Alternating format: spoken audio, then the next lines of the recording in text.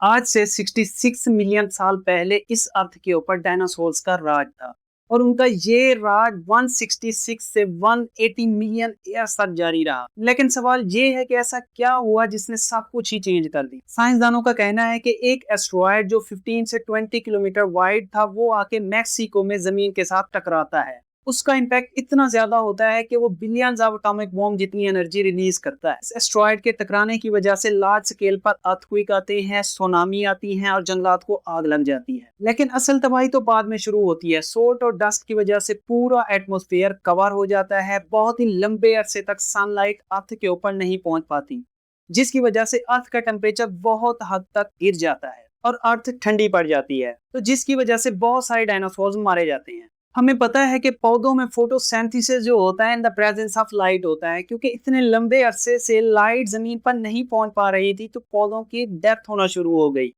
अब वो डायनासोर जो हर्बीवोर्स थे, मीन्स के वो पौधों को खा के जिंदा रहते थे, उनकी डेथ होना शुरू हो गई। और इसके साथ साथ कार्निवोर्स डायनासोर, मीन्स के वो डायनासोर जो हर्बीवोर्स डायनासोर को खाते थे, वो मरना शुरू हो गए। इसी तरह पूरी फूड चेन ही कोलैप्स हो गई।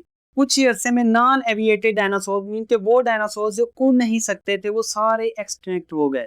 अगर मैं ये कहूँ तो मेरा कहना गलत नहीं होगा कि आज के जो परिंदे हैं वो उन्हीं एविएटेड डायनासोर्स की नस्लें हैं। अब पीछे वो डायनासोर्स बचे, या तो वो उड़ सकते थे या उनका साइज इतना छोटा था कि वो जमीन के अंदर या पहाड़ों के अंदर छुप के अपनी जान बचा गए, या वो डायनासोर्स बचे जो बहुत ही थोड़े खाने के ऊपर सरवाइव कर सकते थे, या वो डायनासोर जो हर तरह का खाना खा के जिंदा रह सकते थे, मीन्स के हशरात वगैरह, ये छोटी छोटी चीजें खा के भी जिंदा रह सकते। बाकी इसके बारे में आपके क्या थॉट्स हैं, कमेंट में जरूर बताइएगा और इसी तरह की और वीडियो देखने के लिए मेरे चैनल को फॉलो कर लें।